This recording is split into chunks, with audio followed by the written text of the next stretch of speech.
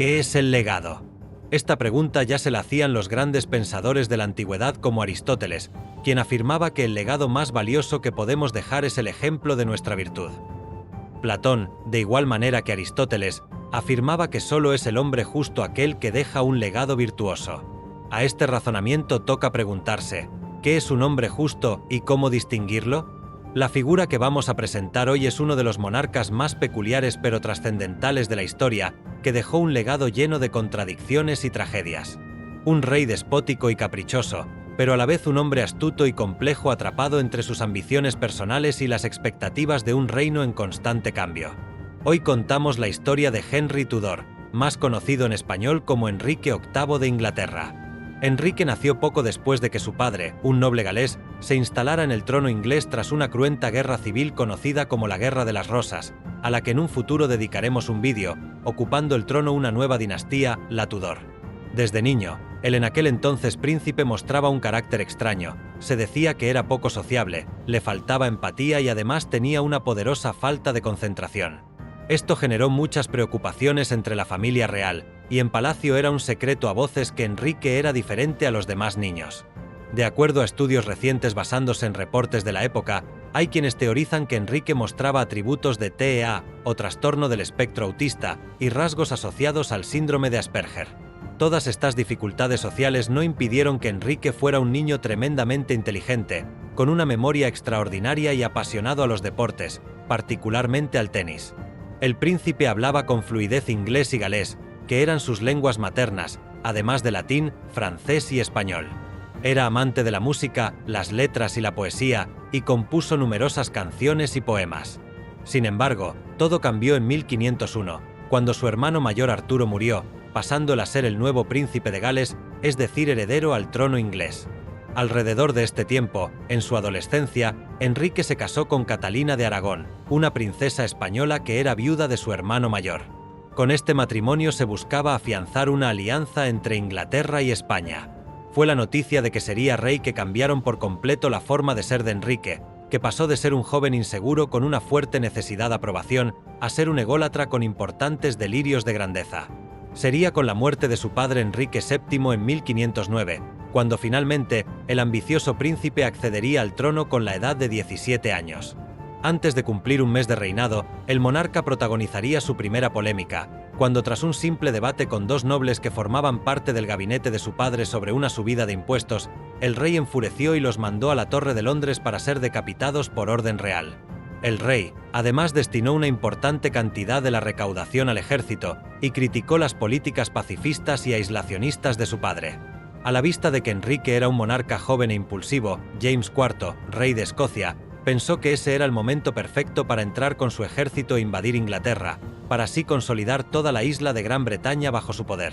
Sin embargo, el ejército invasor fue totalmente destruido en la batalla de Flodden Field, en la que perdería la vida el propio monarca escocés, frente a las tropas de Enrique VIII dirigidas por el gran almirante Lord Thomas Howard.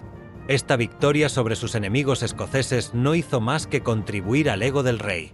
A continuación, toca hablar sobre uno de los grandes tormentos de Enrique, que es una de las causas que más afectaron a su comportamiento y decisiones políticas: la cuestión del heredero. Enrique deseaba de sobremanera tener un hijo varón, que le sucedería y continuaría su legado. Sin embargo, su esposa no le daba el tan ansiado hijo varón, pues de los 7 embarazos de Catalina, solo uno sobrevivió hasta la edad adulta, su hija Mary, la futura Mary I. A esto, hay que sumarle un tercer agente a la cuestión, y es la aparición en escena de Ana Bolena, una joven hermosa, de la que el rey se enamoró perdidamente. Enrique, deslumbrado por la belleza y el carisma de Ana, quien se había destacado en la corte como dama de honor, se obsesionó con ella, viéndola como la solución a su desesperada búsqueda de un heredero varón. La relación, que comenzó como un romance ardiente, desafió las convenciones sociales de la época, pues el rey ya estaba casado. Pese a ello, Enrique VIII, que era músico, dedicaba poemas y canciones a Ana Bolena, entre las cuales la más famosa es Greensleeves, o Mangas Verdes, que hace referencia a la vestimenta de la joven. Esta pieza se ha convertido en una de las canciones más populares y conocidas de la música cortesana inglesa. Aquí presento un extracto. Your vows you've broken like my heart. Oh, why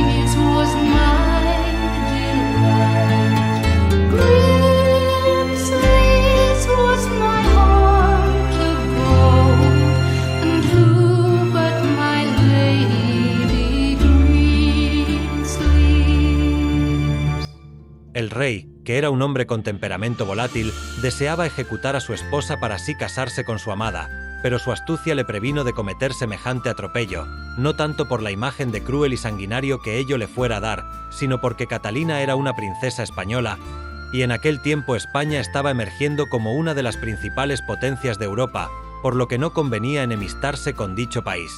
Entonces el astuto Enrique trazó una idea muy hábil, pero que para los contemporáneos supuso una auténtica locura, producto de la megalomanía del rey. Ya que el papado, autoridad espiritual suprema, no concedía al enamorado rey la anulación de su matrimonio con la reina, este decidió no reconocer al papa como autoridad suprema, y en su lugar se colocó a él mismo como cabeza suprema de la recién creada Iglesia de Inglaterra.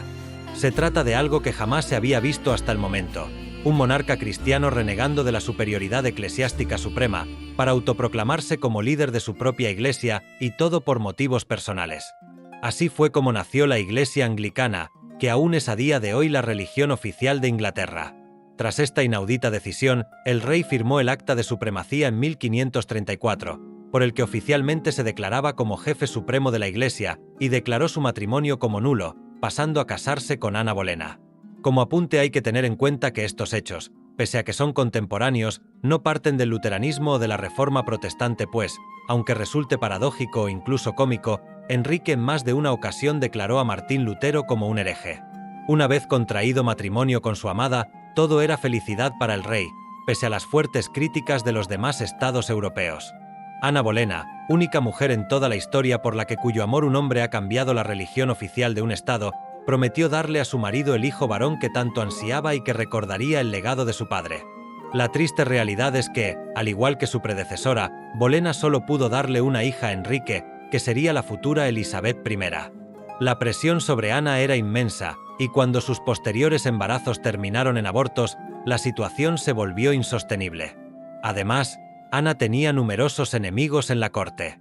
Finalmente, unos cortesanos en 1536 la acusaron de adulterio, cargos probablemente fabricados, por los mismos y que encolerizaron a un autoritario Enrique ya desilusionado con ella. Por esto, Ana fue arrestada, juzgada y ejecutada en la Torre de Londres. Lo que comenzó como una historia de amor épico terminó en tragedia. Tras Ana Bolena, Enrique VIII volvió a casarse hasta en 4 ocasiones más. La siguiente esposa fue Jane Seymour quien, pese a su corto matrimonio de apenas un año, fue la que le dio el tan anhelado hijo varón, el futuro Eduardo VI.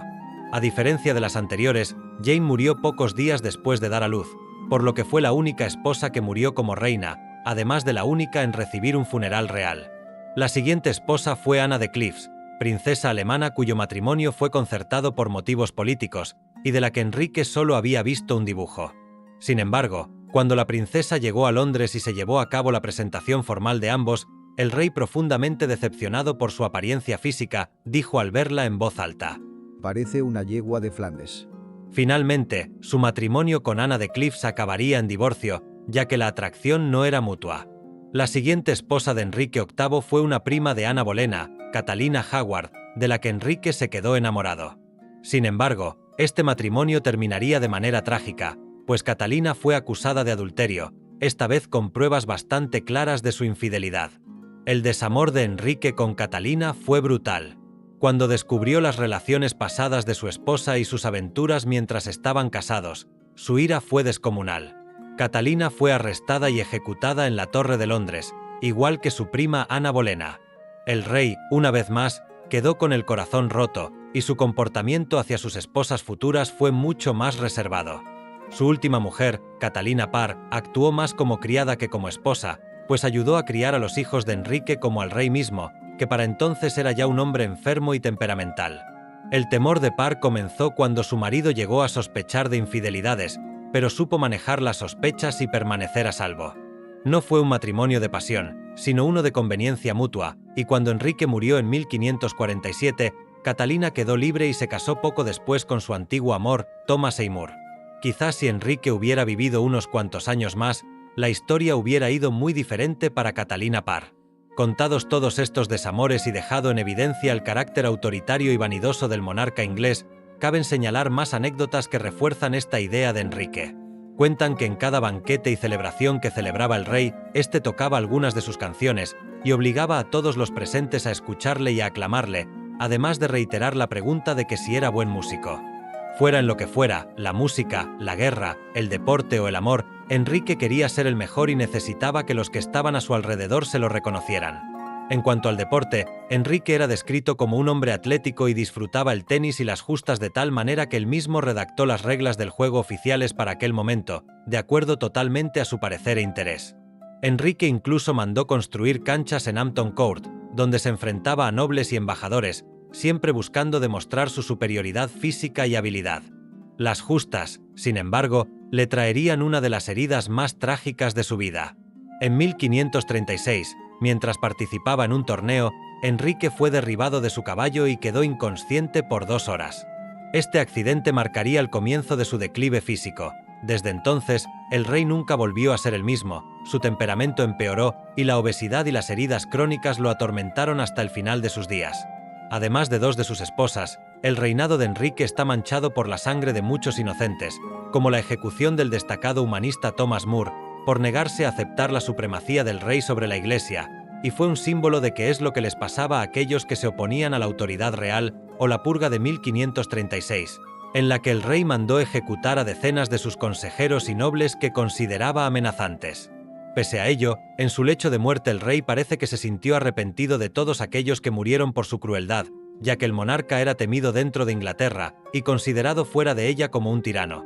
Como ejemplo de esto tenemos a la reina Cristina de Dinamarca, que cuando se rumoreaba que Enrique le iba a pedir la mano, esta dijo públicamente que, si tuviera 2 cabezas, no le importaría poner una a disposición del rey inglés, pero como solo tiene una, prefiere conservarla. Por último, cabe añadir que antes de morir el rey, presuntamente preguntó que cuál sería su legado, cuestión que era realmente lo único que le atormentaba. Como conclusión a este vídeo toca volver al planteamiento de los antiguos filósofos sobre el legado. Está claro que Enrique no fue ni mucho menos un hombre justo, ni su reinado fue un ejemplo de virtud. Pero hay algo de lo que no cabe duda: bajo su mando, Inglaterra cambió para siempre. Se transformó en una potencia religiosa independiente y plantó las semillas de un imperio global. Sus decisiones no solo afectaron a su propio reino, sino que resonaron en todo el continente, iniciando un ciclo de reformas y conflictos religiosos que durarían siglos. Enrique VIII fue un monarca que rompió con el destino que otros intentaron imponerle. Cada esposa, cada batalla y cada decreto marcó un antes y un después en la historia de Inglaterra. Un rey que gobernó no solo con una corona sobre su cabeza, sino con el deseo insaciable de dejar una marca imborrable en el mundo.